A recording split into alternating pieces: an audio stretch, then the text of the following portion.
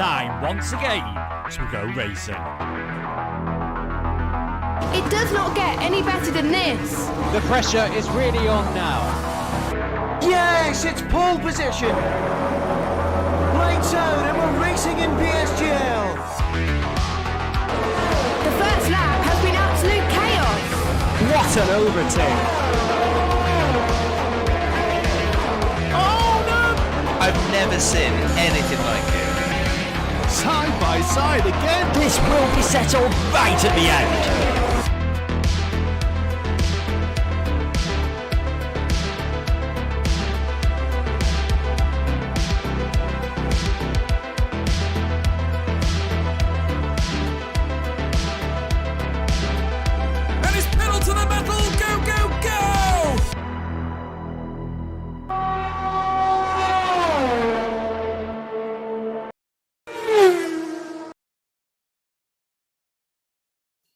It would help if I unmute my mic.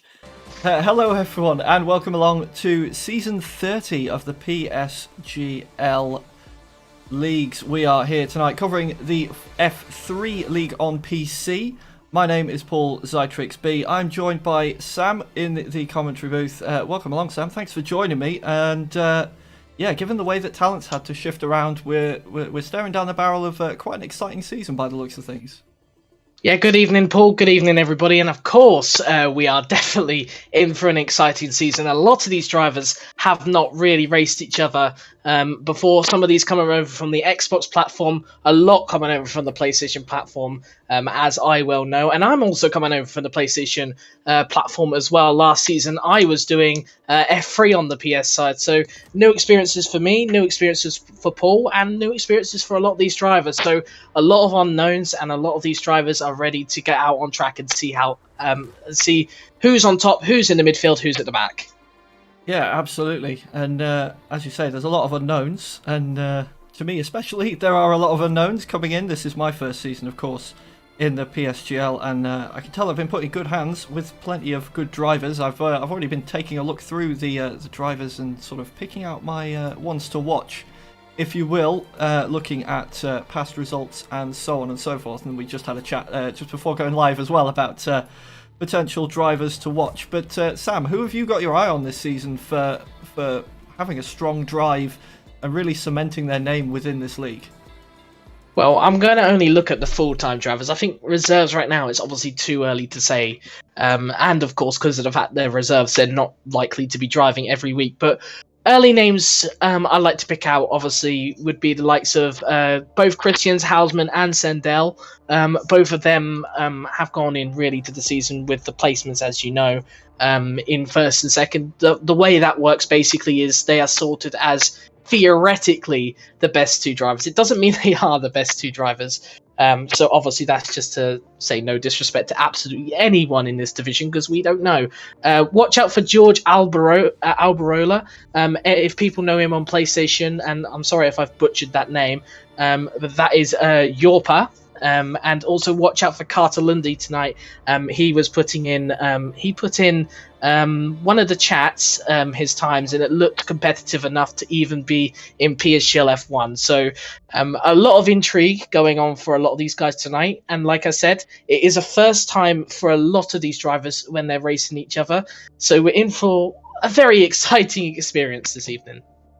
Absolutely, and just to throw a couple of other names in the hat, coming from the different direction, a couple of the drivers that have moved up through the off-season. We've got Cordingolo and, of course, the league admin. Got a shout out to league admin Bryn, also moving up from F4 from season 29. And Bryn, of course, was the season 29 F4 champion, so it'll be interesting to see what he can do on this this new faster grid, and how far he can climb the ladder as well against the likes of some, as you say, very, very quick drivers. Now we are, of course, going to be heading to Portimao this evening for round one, and I will quickly flick up the calendar if I can that is not the calendar. Please do excuse the cobwebs for the moment.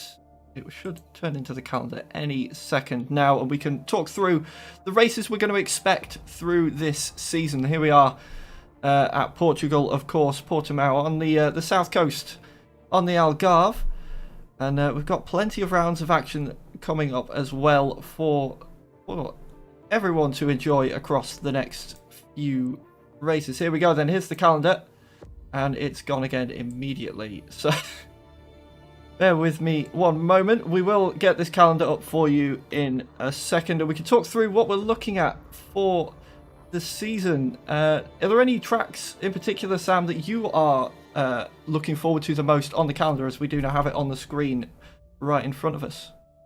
I think obviously Portugal is a big one, the first round.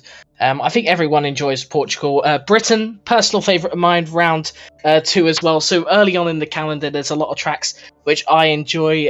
Obviously, everyone loves the spectacle, Monaco. So the first 3 rounds alone bring us a lot of promise. And the calendar itself, it got a lot of praise from everyone. There's a lot of tracks that people enjoy there. Obviously, the likes of Austria, Belgium, even the Netherlands people seem to like and enjoy. Brazil is a very popular one. And even the last few rounds, the USA, Italy and Bahrain. So there's a lot of good tracks on this calendar that a lot of people enjoy. So we are in for, in my opinion, a very, very exciting season.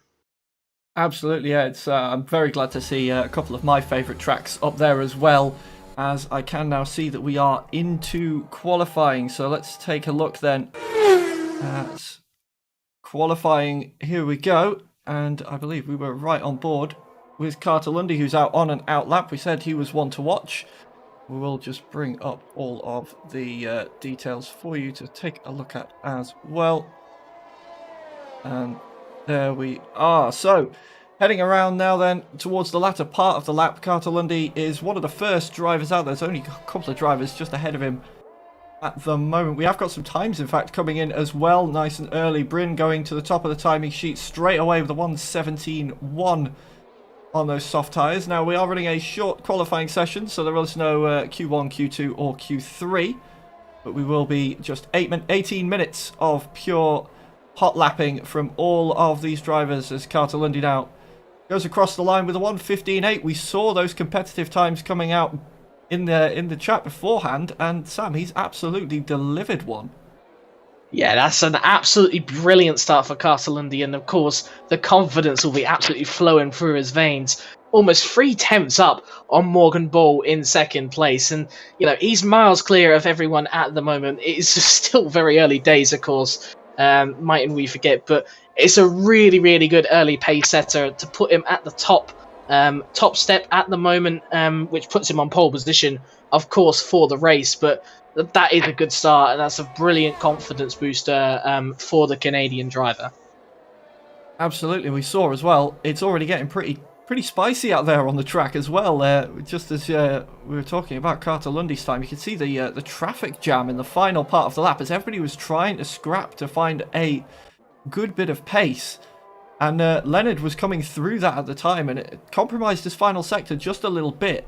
But he's gone straight onto another lap and has already gone purple in Sector 1. We'll stick with him for now. He is P12 at the moment with that compromised lap. There's plenty of time left to be found there for a 1:23.4, but it looks like he's got a bit more jostling up ahead of him. Let's hope it doesn't affect this lap and we can truly see what the Aston Martin driver can do, as Christian Sundell gets pretty close to Cartalundi's time as well with a 1:15.9. Leonard coming through the final sector of the lap then. I didn't quite catch what that middle sector was, but he's managed to navigate his way through the traffic pretty nicely as we head around these final 2 corners then, and pretty much full throttle all the way for the rest of the lap around this final corner as we come down and then rise back up again as we head down the main straight, cutting the track as short as he can. And he's improved up to 3rd with that one, a 1:16.1. I knew there was some time left in there, and he's definitely managed to find it. Yeah, and they weren't even on fresh softs as well. That's his second lap on softs. Paul Eckelmeyer goes top with a 1:15.805. So even though Cartalundi did look like he was very competitive at the start, being 3 attempts clear, that's easily caught back in only about 2 minutes. So that just shows the evolution of that just shows track evolution, and of course the pace of the rest of these guys starting to catch up. And of course, we don't underestimate these drivers at all. All of them have the potential to be winners in this division, and we're still waiting on 3 drivers, including both Mercedes, to set a lap. So a lot of invalidations, I guess, going on, and this track is quite difficult for invalidations. You look at F1 yesterday, for example, you'd see actually a few drivers invalidate in qualifying. You didn't see too many penalties, but even for F1 standards, there was quite a few penalties yesterday, and I think that just reminds us how tricky this track is, really, for track limits as well. So driving on the limit isn't always the easiest to go through, but it looks like all these drivers are doing a pretty good job, as I'm just watching Dorningolo. Please simplify your name, because that's not helpful, but he's also not helped himself there, as he's invalidated there. So another lap wasted for the Mercedes driver at the back. That was looking like it was a pretty rapid lap as well. It was purple in sector 2 there. So he's definitely got the pace to be up there with the rest of them, but just can't quite seem to get that last part of the lap settled down, it would seem. Maybe taking a little bit too much out of the tyres in the early part of the lap, and not having the grip you would expect later on, as we're starting to see now a few of the drivers, in fact most of the drivers, coming out to do another lap. But we've also got a few drivers that are already out there on laps, as we see Bryn and Carter Lundy getting pretty close to each other on the road there. Bryn is out on a lap at the moment. And what can the AlphaTauri driver do? We saw him go to the top of the timetables right at the start, but then he's slipped right the way back down as the session has progressed with that 1:17.1. And that does go to show just how tight this field is. He's Bryn's 14th with a 1:17.1. That's only 1.2 seconds separating pretty much the entire field at this point. And as we head down towards the line, not an improvement for that one. I think he may have been compromised a little bit on that lap by this man Carter Lundy, who is currently sitting P2 and about to go on for another lap. Let's ride on board with the McLaren then as we head down towards turn 1, down this great little hill as we head into the swooping right-hander, double apex right-hander even, and then straight on the brakes into a much tighter turn 3 at Lagos. Climbing back up the hill then as we sweep left through turn 4 into the second of the DRS zones that the circuit has. And then another left-hander approaching us, Toro Vip. Very tight left-hander, keeping it nice and tidy. The back almost looking like it wanted to step out on the power there, but manages to keep it under control as we head through the next double right-hander of turn 8. Craig Jones coming up then. We're going down the hill and then straight back up it again. The elevation changes on this track are absolutely incredible, and then keeping it out wide to shorten the line as we head through turns 10 and 11. Up the hill we go. Another left-hander awaits us. You can see that was purple in sector 2 for Carter Lundy. Just a couple of corners to go. Around Sagres we go. And then we've just got Galp waiting for us then on the power all the way around this long right-hander, cutting the track as short as we can, keeping to the right-hand side, up and over the hill. And what is it going to be for Carter Lundy? It's an improvement, but not by much. 1:15.841 keeps him P3 as Milan has taken P2 away from him. Yeah, it looked like a good lap there for Milan. Carter, I don't know, is a bit squeamish through some of the corners. I think, obviously, it's difficult to get on the throttle with traction at this track, particularly through sector 3 as well with the tyre attempts. Just on Bryn had a moment. That was why his lap was so far down. But at the moment, a lot of these drivers, I think, are still to put in, like, they've not put in the best laps they can do. A lot of these drivers are still going to go much quicker. I'll tell you, if you thought the grid was close before, it's about to get a lot closer, and I think you could already see that now. The top 16 is now only separated by 8 tenths, so it's going to get shorter and shorter right at the end here. We've still got 6 minutes to go, so we've still got a while till qualifying is over, so still a lot can change in the next 6 minutes. Absolutely can. With the track evolution and and everything going on, it's we're going to see these gaps come even further down. I'm absolutely sure of it, as most of the drivers finishing off this little bit now and coming in for another refuel and possibly change of tyres. But one man who's not at the minute is Leonard down in P10, full sector 2, but only a yellow sector 1. What is that going to add up to as we head down towards the line in the Aston Martin? Can he get close to his teammate? Paul Eckermeyer still on pole, of course, with that 1:18.0805, 1:15.805. I can't get the numbers the right way around, but indeed Leonard can, and beats his teammate with a 1:15.802. So very, very close at the top between the two Aston Martins right now. Yeah, Aston Martin 1-2 at the moment, and of course, both being in the esports team of WOR, obviously they are proper teammates, so they're probably going to work together in this in the race, of course. But that is very, very promising from the Aston Martin team, P1 and P2. Very rarely you see such a dominant force team in PSGL leagues. So usually it's just one driver, and then there's sort of like that backup driver who's in the midfield sort of thing. But yeah, there's not many dominant teams usually, but these two already starting to staple their way at the top there. And yeah, everyone's going to come into the pits now, I reckon, or just do small sort of laps on a set of softs, such as Harlem Marquez, who's just started a lap in 14th. My question is, I don't know whether he'll have enough time to do this lap, come into the pits and go back out again, especially if he's going to be completing this lap. So might be a bit of decision making going on in his head for the Alfa Romeo driver at the moment. Yeah, absolutely. But going through sector 1, he's managed to find 2.5 tenths at the moment, which would be enough to move him right the way up into the top 10. So it's definitely going to be a tricky decision for him to make. Worth noting as well, we still have one driver yet to set a time, still seemingly struggling a little bit with the finding the limit of the track. Kadorning Golo down in the Mercedes. We did briefly take a look at him just there, and looked like it was going to be a decent lap, but again, just stepping that line just a little bit too much, and triggering the big dreaded red track map.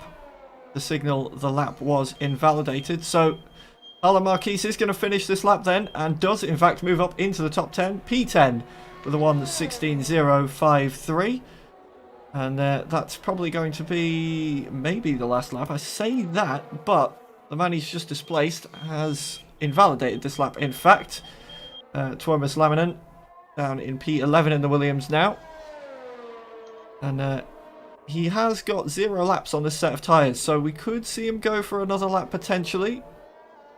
In fact, I'd say it's more than likely. With 6 minutes left of the session, I think he'd be cutting it a little bit fine for time if he were to come back in and go out again. But a couple of drivers running out of sync now, and I wonder if that's going to play into their advantage. We saw towards the start of the session the traffic getting sort of almost real-world Formula 1 levels of silly around the final corners, and if that could happen again, the drivers out of sync could benefit quite well from that, Sam. Yeah, I mean, I doubt it. A lot of these drivers behave quite well in sessions. Of course, towards the end, a lot of them will be slowing down, but a lot of them are very well aware of where their opponents are. So I have faith in everyone to treat everything normally. There are a bunch of drivers out here though who have started laps right now, which does seem a bit early because it is technically their final runs, but I'm guessing they're doing it just in case they do invalidate, because as I said earlier, it isn't exactly hard to invalidate at this track. It's a track that probably is more on the difficult side when it comes to track limits. So the likes of Marcus Towler, for example, he's definitely probably going for another lap here, and then he's just invalidated this lap, so for sure he probably will. But oh no, he won't. Never mind. So yeah, that's probably game over for Marcus Towler then. And even when he's only 2.5 tenths behind, he's still down in 12th, which just shows you literally the 1,000th of a second can cost you it all. Yeah, and as you were saying that, we were watching that lap unfold. Paul Eckelmeyer retaking provisional pole position with a 1:15.569 in the Aston Martin. That is an incredible lap time. That is going to take some beating from anyone on this grid. I think they're probably all capable of doing it, but it's stringing it together and getting everything nailed down to be able to get a lap time like that out. That is an incredibly impressive time from the Aston Martin driver. And now his teammate, who he's just displaced, has invalidated the lap. Will get another stab at it, but obviously won't have as much life left in the tyres.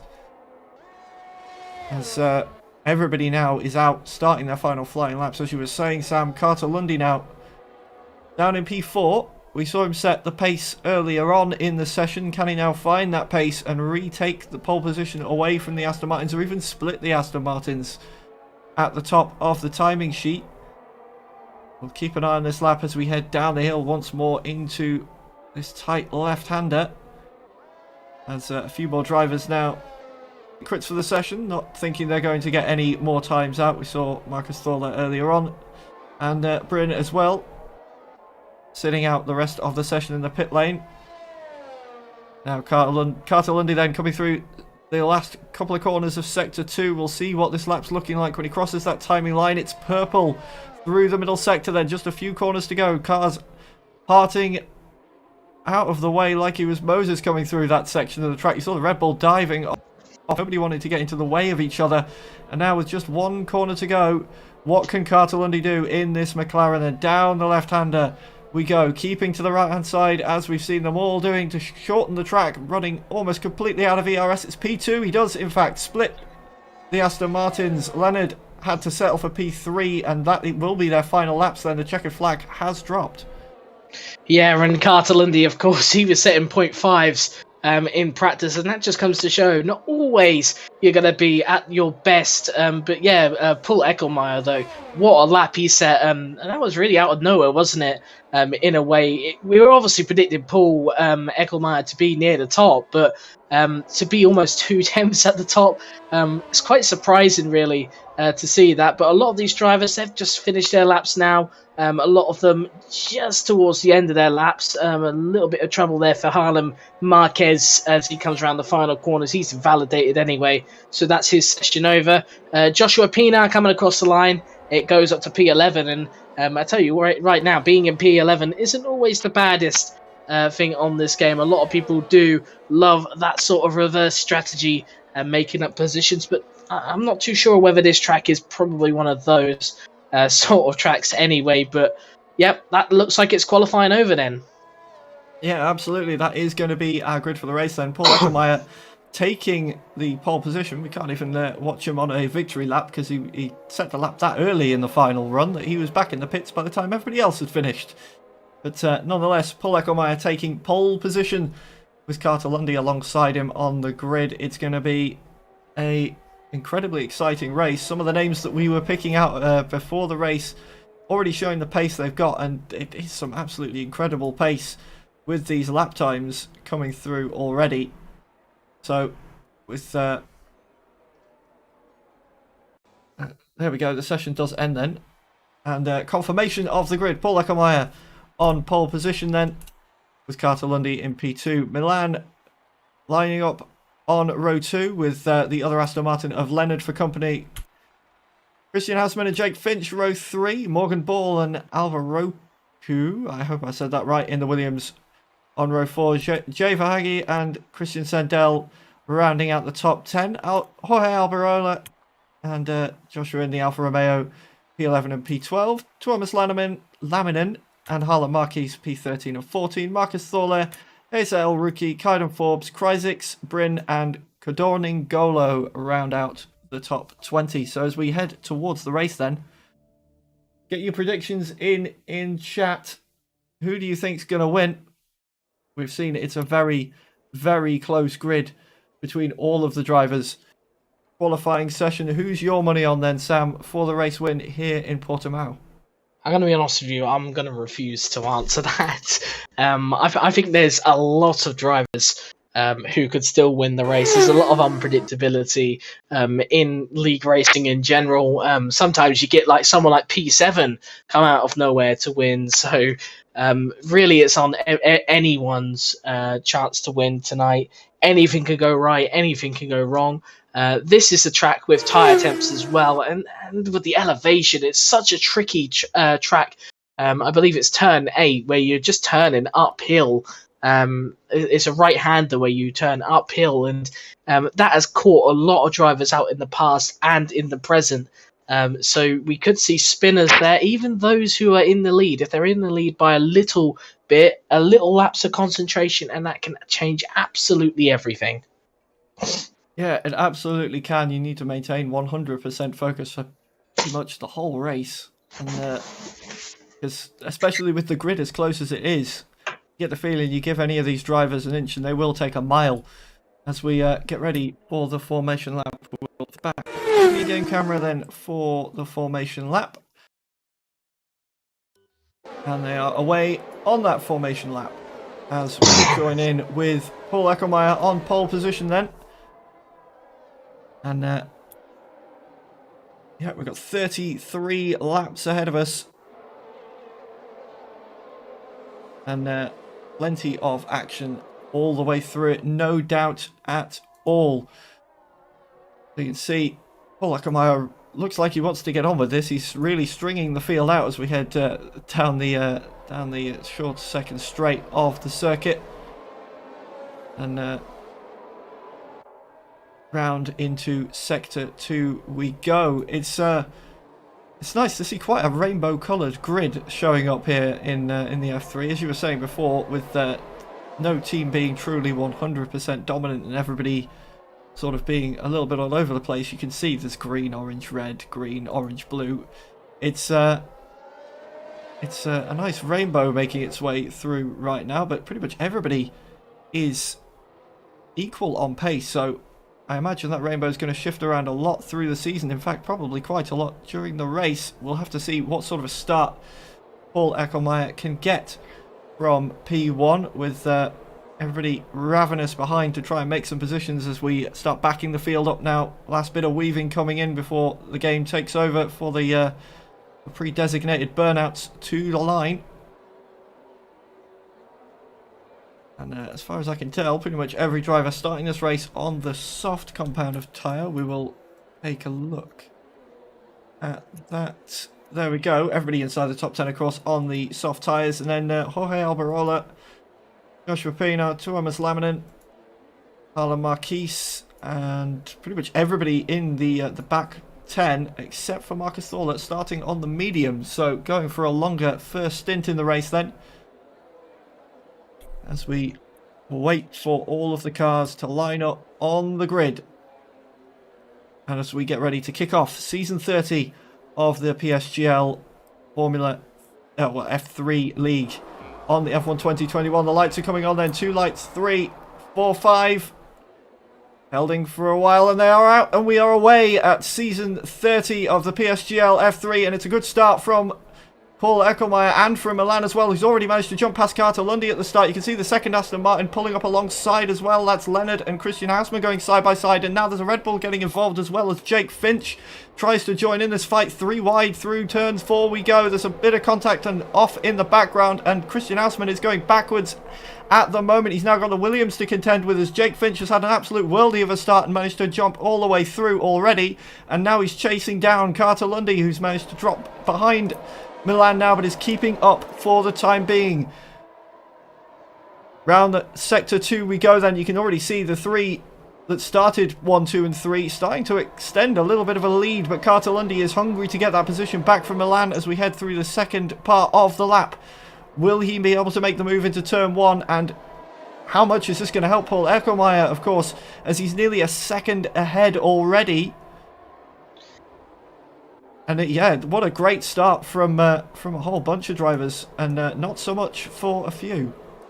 Yeah, there's a lot of drivers who have started really well for Carter Lundy. I'm pretty sure he'll be quite angry with the fact that he's lost a position to Milan, but also more frustrated the fact that Milan has not kept up with Paul Eckelmeyer at all, and now they're at the fear of not of being out of the DRS. Looking further back, look at Christian Hausmann just eyeing up a move potentially on Alvaro, but just slipping back for the time being. But a lot of these drivers have really stabilised their start. Marcus Towler has used the most for his softs, and as I say that, he's had a moment through the first couple of corners. Now he's side by side with the Mercedes of Cordon Ningolo there, and they're still side by side. There's also AlphaTauri up ahead, side by side. Bryn up to 11th. I'm pretty sure, if I'm correct, he started somewhat P18 or something.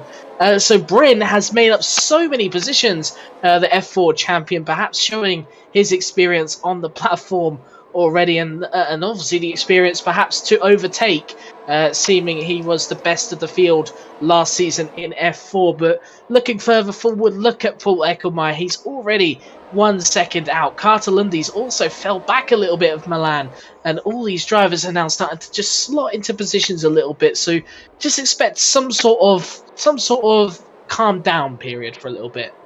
Yeah, everybody sort of collecting their thoughts at this point in the race, as Eckelmeyer, as you say, is running away at the moment. A 1:18.6, already the fastest lap of anyone. We've seen a few different things popping up as well. You saw during that Tuomas Lanneman and picking up the first penalty of the evening down in P12 for multiple warnings. So it's a corner cutting penalty, 3-second time penalty for him. And poor Jay Verhaeghe, we saw a car going off in the background, and I have to assume it would have been Jay, who's sitting down there in P20 now, 26 seconds back. We saw him jump into the pits at the end of lap 1.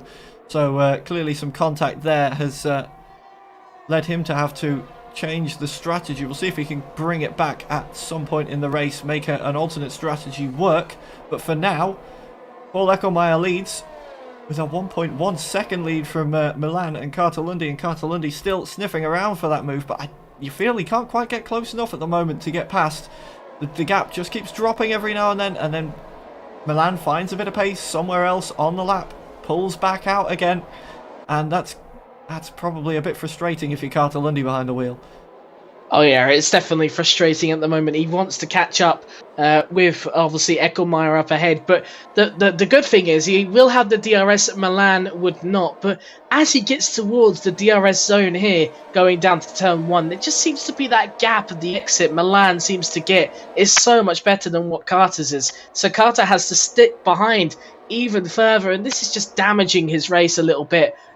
Being stuck behind the Ferrari, because Eckelmeyer is just comfortably out in front and just doesn't look like he's going to be moving anytime soon. Looking further back as well, gap starting to form. Morgan Ball looks to be falling a lot behind Jake Finch, who I believe who's had a pretty good start actually. He's moved up 2 positions in this race. It's Bryn who's been the biggest mover, and Cornon Dingolo. I'm never going to get used to that name, I tell you, throughout the entire season. But yeah, Jay Farage, of course, as we've covered, all the way at the back there, lost 11 positions. So yeah, obviously with damage, had to pit early and a change of strategy. But looking further forward at the moment, everyone just remaining in position. No one really indicating that they're going to be looking for an immediate overtake. But I'm sure that some drivers perhaps will be feeling like they need to make an immediate overtake soon. Yeah, absolutely, and you can see Carter Lundy really is following Milan's wheel tracks at the moment, but he's going to have to keep his eye on his mirrors, because when things start getting a bit feisty again and the drivers try and any overtaking moves, he's going to have to keep one eye on his rear view mirrors, because Jake Finch is sticking with these two. As Carter Lundy, it looked like he might have gone to the inside, he get closer and closer, but once again, Milan just seemed to have the better exit off the final corner, and Carter Lundy couldn't get close enough. But now look at that, a bit of contact, the Red Bull into the back of Carter Lundy. A little bit of a love tap going through the second corner there, and now with the second dose of DRS, what can Carter Lundy do? You can't see it behind the timing screen, but he's dived up the inside down that straight, and he's managed to get the move done. But they're still side by side as we head through the next section. No, they're not now. Carter Lundy does get that move done and finish, then back up into P2 he goes. Milan dropping back down to P3, and now Jake Finch is sniffing at the heels of the Scuderia. Yeah, but look how much time that has lost Cartalundi. Just that simple overtake on Milan, and now it's 1.6 seconds. So he's got a lot to make up on Ecclemire in the lead at the moment. Jake Finch, as you said, he will be looking likely to get past Milan. Cartalundi already getting away from Milan slightly. Really starting to show his sort of pace in this race compared to the Ferrari, who is slowly falling away a little bit. Looking at also the ERS of these drivers, it looks a bit abusive from Milan, to be honest. He's used quite a lot of it to stay ahead, and this could leave him a little bit of a sitting duck in about a lap or two to the guys behind. Yeah, absolutely. As you can see down on the bottom there, 8% ERS left for Milan at the moment. Jake Finch has got nearly half a charge in that Red Bull, so he will be making a charge very shortly as we head out onto the straight then, riding on board with the Red Bull as we chase down the Ferrari. It looked like a decent exit from Milan there, but Milan, we saw on the previous lap, maybe struggling a little bit for rear grip at this phase of the race. We saw him getting a little bit shaky going up the hill earlier on. That gave Jake Finch a little bit more interest in this move, but for now he is still behind. And Cartalundi is getting away and slowly, I think, reeling in Paul Ecclemire in the lead, but probably not as fast as he wanted. Just a little bit of a look up the inside there for Jake Finch as we headed into the hairpin there, but not quite the move on. Milan shutting the door on him once again. And they stay in this formation for the time being as Marcus Thor picks up a penalty for corner cutting as well, or track extension is the more likely example that's given the penalty. And onto the main straight we go once again then to start lap 7 with a bit of a DRS train, it has to be said. That's not going to be helping Jake Finch at the moment. Cartalundi still close enough to be giving Milan DRS, and Milan even taking a little peek up the inside there down into sector 1 as we've got yellow flags in sector 3. That's Marcus Thor, I believe. Everything looks to be attached to the car, but he's coming into the pit, so maybe a little bit of damage we didn't quite spot there. And now he's picked up a penalty as well for speeding in the pit lane. It's all come undone in such a short period of time. Oh yeah, Milan up the inside of Carter. Carter's had a bit of a shaky sort of lap at the moment, hasn't he? With Milan looking up the inside, doesn't quite get it. Very opportunistic, I have to say. Very opportunistic again by Jake Finch. Don't get on that apex. That apex is dangerous, and these two still side by side, and this is costing Milan a lot of time. In fact, it's cost him potentially 2 positions. He's going to stick it out for the inside. He doesn't want to lose to both Red Bulls, but still the Red Bull has a lot more momentum and goes around the outside, and even down the inside goes Milan. He must be absolutely fuming right now that move didn't work out on Cartalundi. But look, again, the time lost for both Carter and Jake Finch. Jake Finch is now the leader of such a long pack behind him. Cartalundi's out on his own at the moment. Yeah, absolutely. And we're seeing Jake Finch now moving into the pits, in fact, following all of that argy-bargy on the previous lap. I was wondering if anybody might do. We saw a little bit of contact, but not enough to cause significant damage. So I'll have to check up on why Jake Finch has dived into the pits at the moment. I don't believe the pit window is quite open just yet. But nonetheless, that does just leave one Red Bull now for Milan to chase down. But he does have the other Aston Martin now bearing down on him as well. He has been stuck in a sandwich the entire race, almost, Milan. He's Morgan Ball's gotten past him now. And he's got Leonard behind him. And Cartalundi 2.3 seconds off the race leader at the moment. The other Aston Martin, Paul Ecclemire, who's sort of out in no man's land at this point in the race, living his own race, able to manage it exactly how he wants to, and that's the kind of race you want to have. Yeah, I think obviously Paul Ecclemire, he's absolutely loving it out in front. I think no problems, no trouble for him at the moment. He's not had anyone to battle with, of course. I'm kind of surprised his ERS is down low, to be honest, so I was expecting him to start saving that ERS. Perhaps that's what he will be doing now. No need to use it really on these laps. Obviously he's got the pit stops coming up, so he'll be able to probably save it in the pit stops. But with his gap he's got, even an overcut, if he wanted to do that, obviously I'm sure he'd just stick to his strategy anyway. He'd probably be able to work an overcut just because he's got that gap ahead of Cartalundi. So he's got a lot of things that he can play with when it comes to strategy if he really wanted to. But looking in this sort of tight pack between P2 and P8, even P9 actually. I'm interested to see how Harlem Marquez does. He's at the back of this train on medium tyres, well clear of everyone else on the mediums, and he's keeping up to the pace with the soft tyre drivers, and those softs are just going to get worse and worse. So for Harlem Marquez, it's looking good potentially, considering he's doing the alternative strategy.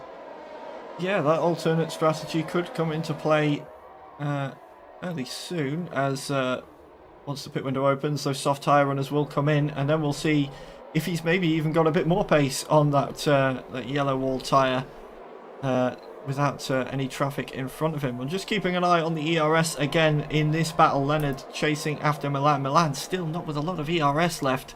He's having to use everything he's got to keep that Aston Martin behind him for the time being, and you feel like it may be only a matter of time before the magic power button runs out and he has to charge that battery, and it becomes a sitting duck for the Aston Martin up behind him.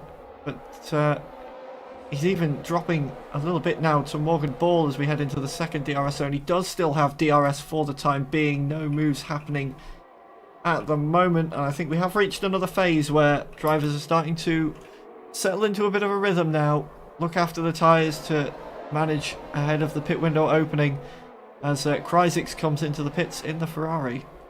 Yeah, but I think something will trigger some sort of response from some drivers, and that is Jake Finch just setting the fastest lap there on his fresh mediums. I'm not too sure how long the mediums could last, but I'm sure they can make it to the end from the lap Jake pitted. I think it'll be a difficult one, but I think he can do it. But for those drivers out in front, particularly from P2 down to P7, maybe a little higher than P7, they'll be watching that, and I wouldn't be too surprised to see a few in the pits. I do reckon Carter's Lundy's going to be in the pits this lap. No, he's not. Never mind. They're all opting to go longer than expected for me. Alvaro doesn't. He comes into the pits, but everyone else staying out on those softs, believing in those soft tyres, believing that they'll still be able to have the pace over Jake Finch at the moment. Yeah, I think it's possibly a case of nobody wants to be the first one to jump for the time being, or they want to leave themselves enough tyre later on perhaps to be able to battle should they need to, as Sandell gets a penalty now down in 7th position. And there's a lot of medium tyres showing up on that list for the time being. Alvaro's put them on as well. Interestingly enough, Kryzik's in the Ferrari pitted on the last lap. He's put a set of the softs on, so trying an alternate strategy in the Ferrari, it would seem. But for now, your race leader, Paul Leckelmeyer, out there on the soft. Carter Lundy in P2. Morgan Ball rounding out the podium with Milan having lost a bunch of positions a little bit earlier on, and now fighting for his life to keep the Aston Martin of Leonard behind him. And who will jump first for the pit windows? Will it be Paul Leckelmeyer or Carter Lundy on this map as we round the final corner to round out this lap? It is going to be Paul Leckelmeyer diving into the pits then, the race leader coming in at the end of lap 11. Carter Lundy also comes in, as does Morgan Ball. Milan, interestingly enough, stays out, so we'll see whether we see any changes through the pit stops then. The medium tyres going onto the Aston Martin, and a very nice looking double stack there from the Aston Martin drivers. They managed to keep enough of a gap between them, whether it be on purpose or by accident, that they both managed to come into the pits one straight after the other. But this does mean Milan now leads the race. Christian Hausmann and Harlem, Christian Hausmann also on the soft tyres stayed out as well, so everybody else that started the race on the softs has come in. Milan and Hausmann staying out for the time being. I'm fairly certain we're going to see them in at the end of this lap as well, and we'll see whether the overcut for these two has managed to gain them any positions. Milan, of course, was trapped a little bit in the train, losing positions. Can he make any of them back? He's burning basically all the ERS he's got on this lap, so you'd have to think this is going to be an in lap, and then he'll charge up a little bit after the fact. But one final corner before we see if they dive in, or in fact they try and go even longer. I can't anticipate they're going to go any longer than they already have, especially with everybody else having come in. And there we go. Milan comes in, Hausmann also in. And now, out on his own in the lead of the race on the medium tyres, Harlem Marquez we picked up earlier on has quite a lot of pace at the moment on that medium tyre. He's keeping up with the softs that we've been on for about 9 or 10 laps, so we can really see what he can do at this point in the race. Yeah, very impressive from Harlan Marquis, being so far out, 6 seconds ahead of these guys, and it's probably partially down to the fact of them all absolutely battling for the positions at the moment. Bryn side by side with Cordon N'Golo and also Thomas Laminen, but they seem to have sorted it out slightly, but that has definitely aided to Harlem's advantage. He's absolutely miles clear of everyone as we see Leonard off the track. He's had a bit of an incident with someone. I don't think it would be Jake Finch. Maybe Alvaro was roughly around that, but Milan, he's now behind Morgan Bull, so it hasn't really worked out for the Ferrari driver, and he's actually a second behind him as well. So everyone seems to be miles behind. Carter Lundy, 3.6 seconds behind Paul Eckelmeyer now. So Eckelmeyer, he's having the drive of his life. It's so easy for him at the moment. He's got 3 seconds, and without a serious mistake at the moment, he is on for quite a dominant first win of the season. Yes, and we are just having a few issues with the game at the moment. So, Sam, if you wouldn't mind providing a bit of radio commentary for the folks watching along while we just try and get this little technical gremlin sorted out, and we will bring the action right back as soon as we can. Apologies for the interruption to what was turning out to be quite the thrilling battle developing all over the place. Yeah, it seems to have calmed down a little bit at the moment. A lot of the drivers seem to be back in the positions. Expect, though, the drivers on the medium tyres to be battling out in front at the moment. But Harlan Marquis, he is absolutely miles away from these guys. Expect him to be quite dangerous towards the end of the race for the leaders. Maybe not Eckelmeyer and Lundy, but the likes of Milan, Sendel may be in trouble for the end of the race, particularly Sendel and the drivers behind. There's a 2-second gap between Sendel and Milan now, so everything edging out a little bit. Maybe Bryn is on for a move on Cordon N'Golo, and possibly a move that he'll anticipate very soon in his Alpha Tauri. On the Mercedes, he's got DRS, but he's not decided to open it. Has Bryn bizarrely, and he isn't really using his ERS either. So I think he's just happy to sit behind at the moment, as a lot of these drivers are. Looking further back, the battle really for what will be P2 in the end between Carter Lundy and Morgan Bull. Morgan Bull looking quite quick at the moment, it has to be said. Catching up to Carter Lundy, as I think we are now back.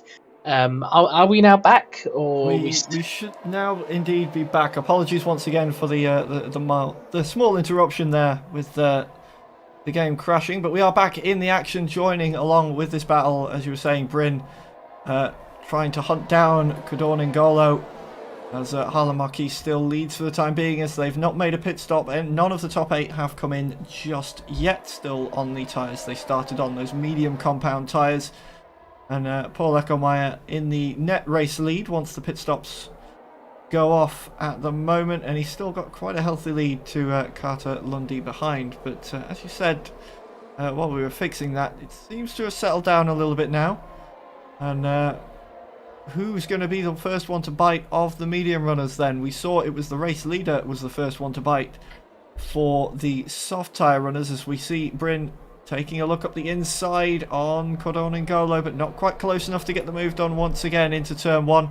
Going to hug the back of the Mercedes through this twisty section and out onto the next straight, opening up the corner so he can get a nice drive out of here.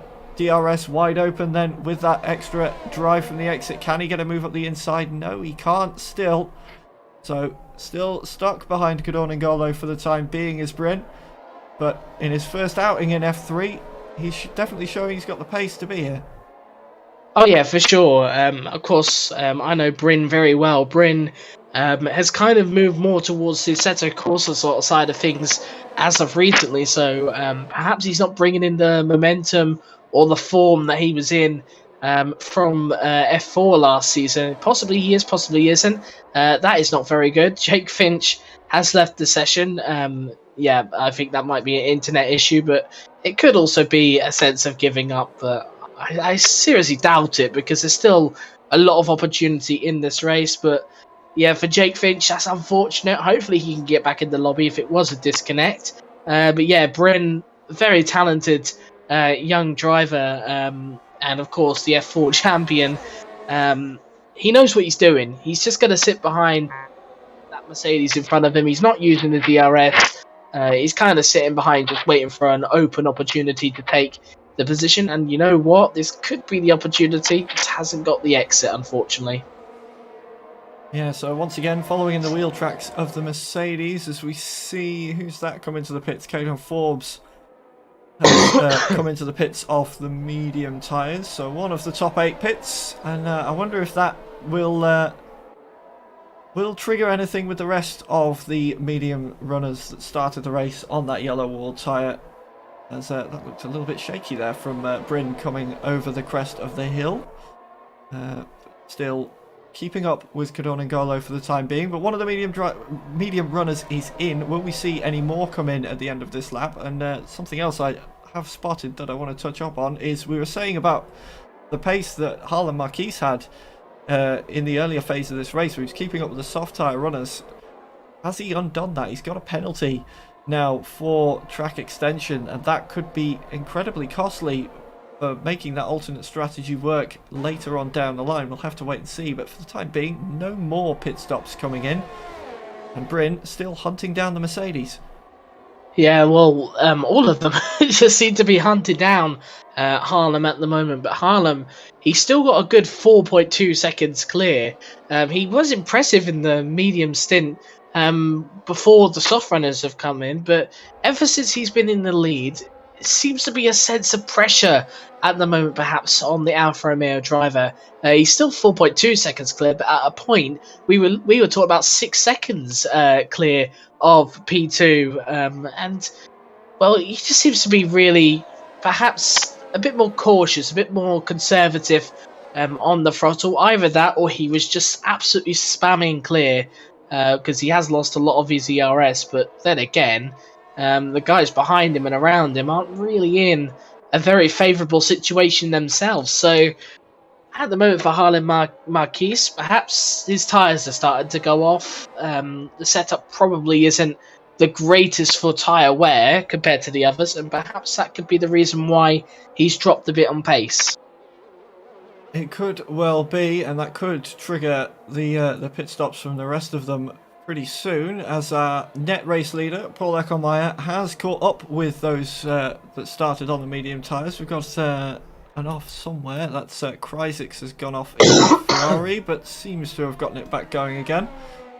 Yes, Paul Eckelmeyer in the Aston Martin, our net race leader, has caught up and passed Heiser El Ruki now, who started on the medium tyres, and he will be hunting down the rest of that pack as his teammates, Leonard, who we saw having a bit of a moment earlier on and dropping back, now trying to make that gap back up, sets the fastest lap of the race and moves up to P14 at the same time. Aston Martins are on a charge at this phase of the race, and with Paul Eckelmeyer now having separated. In fact, one thing we hadn't picked up on, which I have just noticed, is Carter Lundy's lost another position to the Red Bull of Morgan Ball. Yeah, I wonder though if this was sort of... I wonder if Carter meant it though, because it did look like, because I went on board when the overtake was basically being made, and it looked like Carter Lundy just lifted into the corner. I wonder if it's intentional, perhaps, to see if he can get ERS up a little bit, start saving a bit behind Morgan Ball. He's probably fed up of defending from Morgan, and is probably just going to sit behind for a little bit. But of course, with that, the risk is, of course, one small mistake and it could be completely a new, different race for Carter Lundy. And look at that, he's turned his DRS off. Look at that, he's lifting as well. He knows he's not got threat from behind, immediate threat from behind, and he also doesn't really have the threat from in front. So Carter Lundy just happy to sit behind Morgan Ball for the time being. and he's just going to wait really till the latter laps where he knows he's got a pace advantage, just to kind of steam away from the rest of the field. Yeah, that's some very interesting, as you say, risky tactics coming out, letting the Red Bull pull him along essentially for the time being, and see how it's going to pan out. A few more of those medium runners have jumped into the pits now then, so fairly soon Paul Eckelmeyer will be back into the actual lead of the race, not just the net lead of the race. He's good 5 seconds down the road to Morgan Ball at the moment, as Kreisig does retire from the race by the look of things. So our one and only retiree at the moment, it has to be said. Everybody driving very, very cleanly at the moment, and now we see the pit stops coming in then. Harlan Marquis, Bryn and Cadorn and Golo all in. Jorge Alberola dragging those medium tyres out as absolutely long as he can for the time being. And this will be where we see where Harlan Marquis comes out. Of course, on those much faster soft tyres, how much of the field can he cut through in this final phase of the race with just over 10 laps to go?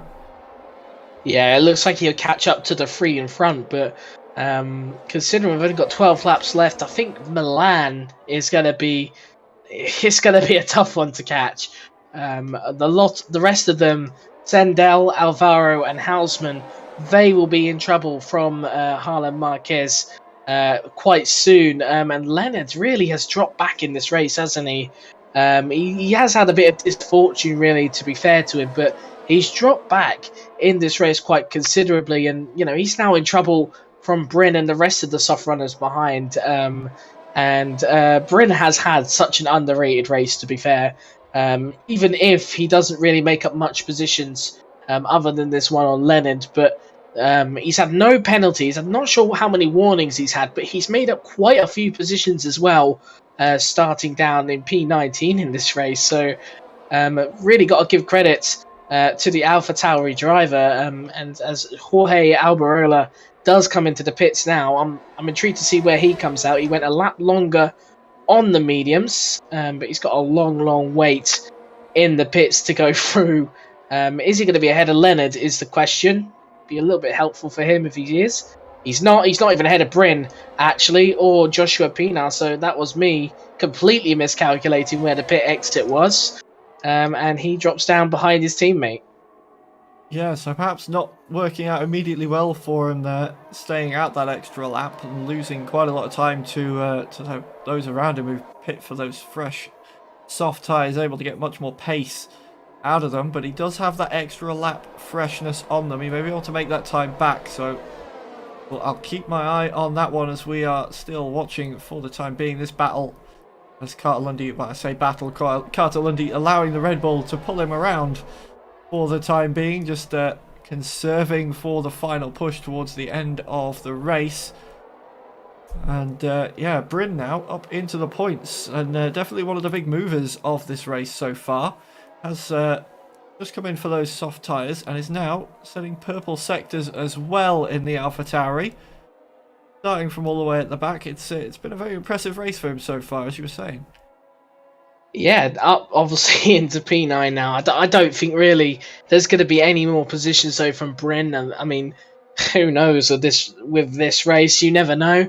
Things could spice up. One simple mistake from a driver, and if they're in the wall, it could initiate a safety car, which means basically the whole race will be completely taken back to the start, really. And for Paul Eckelmeyer, it would be quite tragic, let's say, really, for how dominant he's really been throughout the whole race. And there's no doubt he probably will be able to pull away again. But again, for Paul Eckelmeyer, he'll be praying we don't have a safety car.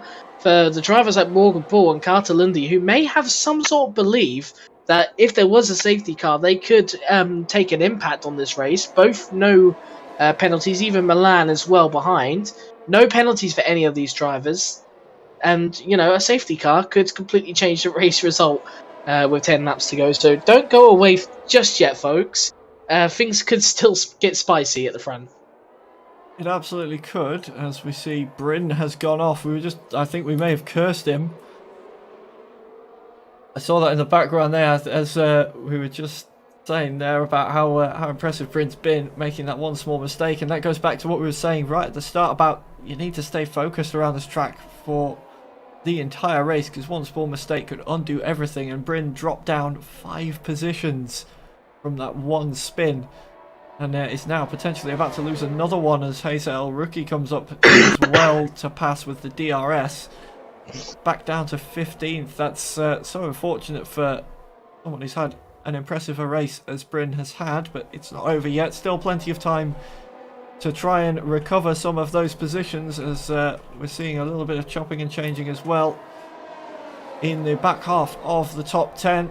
Dawn N'Golo, Pina and Jorge Albarola all jostling for position at the moment, all on different age of tyres, but all on the soft tyres for the time being. Pina finding himself in a Mercedes sandwich at the moment and trying to chase down Dawn N'Golo for an extra little bit of points. Yeah, and he's in a Mercedes sandwich though at the moment, and obviously I'm guessing they're both Spanish drivers as well, so potentially good teammates, of course, because you do get some who are just teammates for the fun of it, or random sort of teammates, but I don't think this is the case. I think they are good teammates. They're probably good friends as well. Here comes Jorge Albarola though. Joshua Pina can go defensive all he likes, but it does look like the Mercedes will have the edge on the Alfa Romeo, although the Alfa Romeo does stick in, but he picks himself up a penalty. Yeah, unfortunately for him, that's 2 losses in one corner, the position and another penalty for him. So a lot of frustration perhaps starting to brew with these drivers in the midfield and those penalties. Yeah, as we see just behind Thomas Laminen diving up the inside of Leonard into turn 5. Of course, Leonard on those medium tyres that are getting on a bit now, so is essentially just a sitting duck for every car around him on those soft tyres. Really out of position after that little incident earlier on, and losing positions hand over fist at this phase of the race. Looks like at the front as well, Paul Eckelmeyer is still extending that lead for the time being, up to 6.2 seconds, the gap to Morgan Ball now. So a very comfortable gap indeed for the race leader, as Carter Lundy still just allowing himself to be dragged along. But looking at it, Milan's getting very close and very squirmy into the braking into turn 1, almost into the back of Carter Lundy there. And he's definitely making his presence known, as we do see Pina does retire from the race, in fact, choosing to call it quits after what we saw a moment ago. But things are starting to spice up at the front now, with Carter Lundy perhaps sleeping on his laurels a little bit for too long now, and Milan finding the time to strike. And the battle brews for the final podium positions. Yeah, well, I mean, Carter Lundy has to wake up a little bit now, perhaps falling asleep. He's so used now to the tradition of just sitting behind Morgan Ball, with Milan getting very close there to the McLaren. It could have been a plane crash, but luckily these drivers sorted it out quite well. But I think Carter Lundy started to get a little bit... he started to feel the pressure a little bit. A few corners, he's starting to get a little bit wheel spinny on the exits. Morgan Ball just chilling really in second place. There's no real pressure for him at the moment. He knows that at the moment he is the most likely to get overtaken. But if Carter Lundy keeps doing this lift and coast thing behind Morgan Ball, he's just going to get caught out, because Milan, he is desperate to get onto the podium, and even desperate probably to get a P2 here. Yeah, of course, it would be a bit of a recovery for Milan from earlier on when we saw him losing positions at the start of the race. You can see just how close Milan's getting at the moment to Carter Lundy, almost pushing him through that little twisty section there. And as we head down this back straight, he's still not quite close enough to get the move done. Of course, Carter Lundy aided by the DRS in the same way Milan is, so he will need to try and find some extra pace from the corner exit beforehand to try and get that move done, unless he gets it done down the main straight. But it's starting to spice up now, but this is going to slow them down even more, and Carter Lundy, you have to feel really will want to get past Morgan Ball as soon as he can now to try and set off after Paul Eckelmeyer 6.5 seconds down the road. Yeah, well, like I said, unless obviously someone crashes out or something happens, I think Ecclemire probably has the win in his back pocket now. But I think for Cartalundi, it's all about getting that podium, and he's got to really assess the risk potentially. Look at Milan. Milan's got a mega exit, and look at this Cartalundi. He can't back down this time because Milan is there. Milan's going for the overtaker for Morgan Paul. Whoa, there's a hit to the back from Milan there. I'm not too sure about that. Cartalundi wouldn't be too happy being basically pushed off track there by the Ferrari, but for Morgan Paul as well, just a sitting duck really. But now he has the DRS. He has also the momentum as well with Milan. He's going to send it down the inside. But look at this. Harlan Marquez sends it down on them both. And on the fresher tyres, you'd expect him to be away. But Morgan Bull, he's just not giving up. Oh, contact. Contact, yeah. And he's out of the race as well. And for Harlan Marquez, that is so unfortunate. And look at that. We have a safety car. I think obviously I said this and I'll say this again. Just don't be surprised that these things happen. The race is not over until it's over. To finish first you have to finish. And for Paul Ecclemire, it's definitely that quote has come to bite him in the backside because he's now got some work to do potentially at the end of this race as Cartalundi and Morgan Bull and even Milan could potentially be on for a win. Yeah, absolutely, and that's absolutely heartbreaking for Harlan Marquez. We've been watching him with bated breath this entire race, running that alternate strategy and running it really, really well. As we see Morgan Ball, Milan, Christian Sundell, and Paul Ecclemire coming into the pits, but Cartalundi stays out. That is interesting because yeah, they're all going onto the soft tyres as well. So Cartalundi is potentially going to be a sitting duck in the final phase of the race. He has saved up a lot of ERS over the previous stint. He's got nearly a full charge in that McLaren right now. But with Paul Ecclemire, Morgan Paul, Christian Sendel, Alvaro, there's a lot of drivers that have come in for a brand new set of the softs. And Cartalundi out there on 16 lap old mediums. We thought that Paul Ecclemire would have some work to do in the final phase of this race, when in fact it's Cartalundi that's going to have to do the defending. Yeah, if I'm honest with you, I'm not too sure about this decision. I think this decision is not the greatest. Loads of people on the soft tyres. We've already seen how good, how quick the softs were compared to those mediums with Harlan Marquez, of course. And obviously, unfortunate for him, he was on for a really cracking result. But we've seen the difference between fresh soft tyres and the warm medium tyres. And if Cartalundi wins this race, he's had a mega final few laps. He's got to have an Alonso type defense, which is quite ironic. He is an Alonso fan, is Cartalundi, so he's got to really pull in the blood of his idol there. But he's got Jorge Alberola and Cordin N'Golo behind him, so he's got two cars between him and Ecclemire. And don't forget Morgan Ball as well, who could still get past Ecclemire. He'll be looking opportunistic potentially for the win. But for Cartalundi, I think it's more risk all or nothing really for Carter now. Yeah, and I thought he's trying to bait us a little bit. I think they're diving towards the pit entry, coming down towards the line, but that would have been a very bad decision to pit right there. It would have dropped him all the way back, of course, with the field now bunching up. And most of the field has now caught up as well. So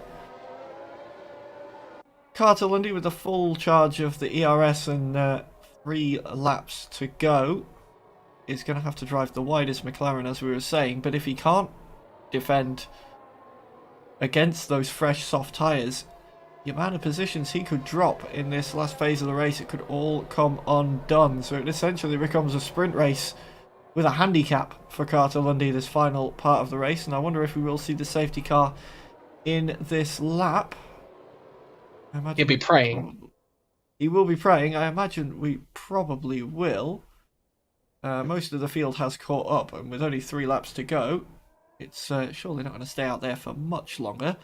Of course, this being the game, there's no lapped car shenanigans going on here. It will just come in and we'll go. So waiting for those lights to go out as we enter the final few corners. Well, the lights are staying on for the time being. I'm not quite sure where they go out on this circuit, so we'll all wait with bated breath. He's pushing that safety car along, isn't he, at the moment? That's unfortunate for him. He's probably thinking at the last minute that he's going to get another lap under the safety car. It's not the case, so we've now got 3 laps to decide this race. Yes, as we were saying, a sprint race with a handicap. Carter Lundy, the only remaining driver on the medium tyres, and they're 17 laps old to boot. Jorge Alberola and Codorn Golo both on the older softs behind him, and it's a decent start then for Carter Lundy. He needs to get the power down now as the two Mercedes pull side by side down towards turn 1. The teammates battling it out. There's yellow flags in the background as the ASL rookie is having a bit of an issue. And speaking of a bit of an issue, it would appear the game is having one as well. So Sam, once again, if you wouldn't mind a bit of radio commentary while we fix this. Apologies to everyone watching. Yeah, and at the moment, Paul Eckelmeyer sends it down the inside. He's up to P3 now. He's got past Gordon Gordon Gola. I still not going to get used to that name ever, but Eckelmeyer, he's now up to P3. So Carter Lundy now, his hands will be shaking a little bit. He'll feel the pressure and the trouble. Looking at Christian Sendel, he's looking potentially for a move on the Mercedes driver as well, but Sendel just missing out at the moment. Is he going to send it to the inside? A little bit of contact between the two of them. They look to be fine. Wheel banging at the moment. The Alpine and the Mercedes wheel banging.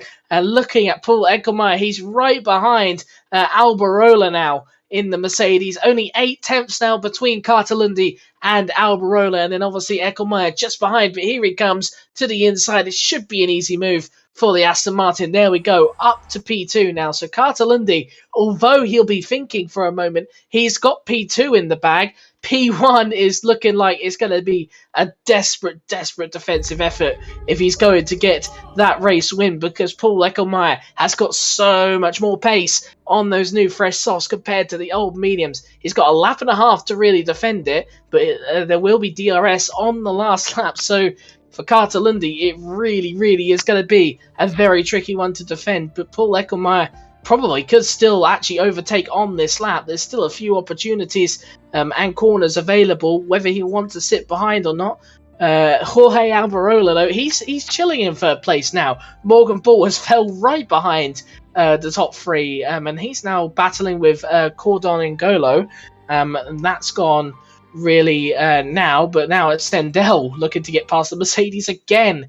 But it's really all about the top 2 as we go on to the final lap, just about making it through the last corner. But Carter Lundy, he is in the lead of this race then. He is so close. He can almost taste victory in his McLaren, but it does look like Paul Eckelmeyer, without any question, should be able to get by. He's in the slipstream, but Eckelmeyer still can't get past Carter Lundy. Carter Lundy has gone through this, but it looks like it's going to be over here. To the inside goes Paul Eckelmeyer. Should be an easy move into turn 3, but Carter Lundy still not going to give up. He's got a good exit. In fact, he's got DRS as well. Here goes Carter Lundy. He's still in this race to win at the moment on old medium tyres. But Eckelmeyer, he squeezes him out the way, and Eckelmeyer really takes the lead. And it looks like now it is game over for Carter Lundy. He will settle for P2 if he can. He's got Jorge Alberola, though, still hot on his tail to potentially take a P2 that wasn't looking like a P2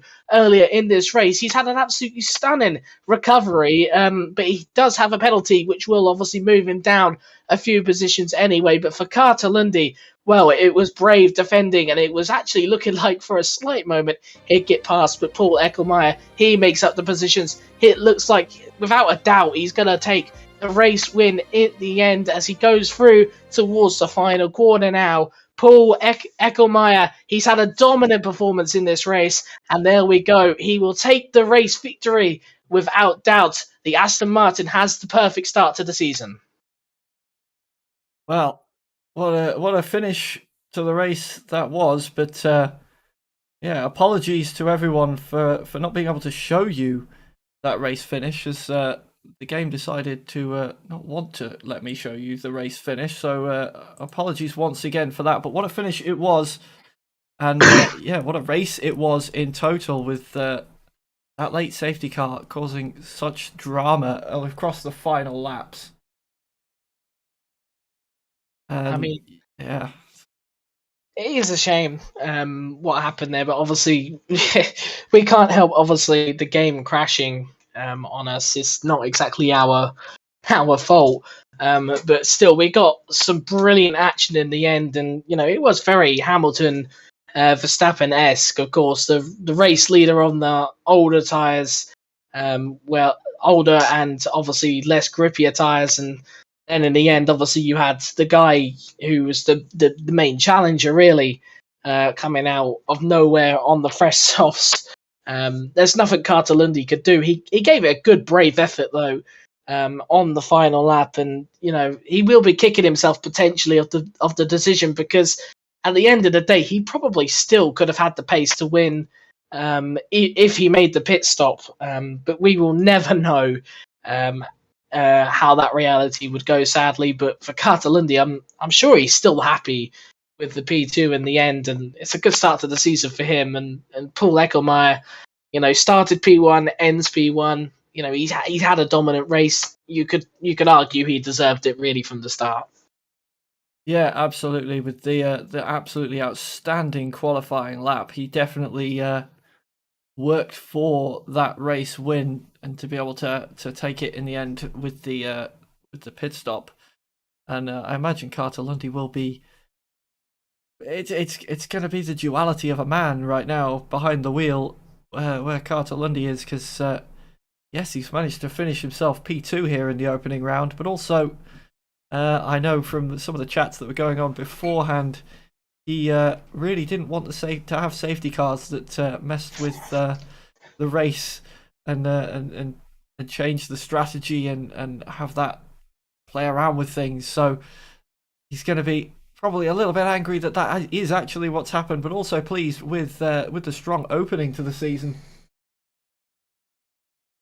Yeah, well, I mean, he says about he didn't want safety cars. Well, I'm pretty sure he'd be happy with the fact he had a safety car, because it stopped. It obviously stopped the likes of Morgan, Bull, and Milan really getting involved with Carter in the end. So the safety car arguably gave him at least the second step of the podium, and almost the victory, which definitely wouldn't have happened. But at least a chance at victory as well. So in the end, his words came to bite him back, but more in a positive way. Absolutely, and I'm not sure if we have any drivers to be able to interview at the end of that race. We'll just take a look, see if we can find any. If not, that will be the end. It doesn't look like there's any actually about in any of the waiting rooms, so I believe that will be the end of the stream, because there's no more commentators. But yes, once again, apologies for the issues throughout this stream. It will be something we'll work to fix next week as best we can. Of course, the game may once again have other ideas, but everything we can do, we will do to ensure that we don't have any more issues of not seeing the conclusion to a race. Thank you again to Sam for providing the radio commentary there, so we at least had an inkling of to what was going on. Thank you all for joining us for this opening round of the season 30 F3 calendar. Any final words from you, Sam, before we wrap up for the evening? Well, simply put, I encourage everyone to really watch in this season. Although many people may turn around and say, "Oh well, Eckelmeyer absolutely dominated the race." I remind you the circumstance really of the battling behind. It doesn't mean anything in the first round. All these drivers are going to be by the end of the season, it wouldn't surprise me. They'll be all switched around. You'll see Ecclemire challenging just for points, where you could have someone like Marcus Toller battling for the victories, and that could be the case next round even. So don't forget to tune in to next week, where we'll be at the British Grand Prix. Yeah, absolutely. That was going to be my next point. It was briefly on screen just there. The next round will be next week at Silverstone. So make sure to come and join us for that next week. Of course, all the other tiers are still going on as well, so make sure you don't miss any of them. Drop a subscription to the PSGL YouTube page. There's all sorts of tiers going on, both PlayStation and PC, throughout this part of the week. And of course, we will be back next week on Thursday, same time, same place here on the PSGL YouTube channel for round 2. Thank you once again, everybody, for joining us this evening, and we will see you all next week.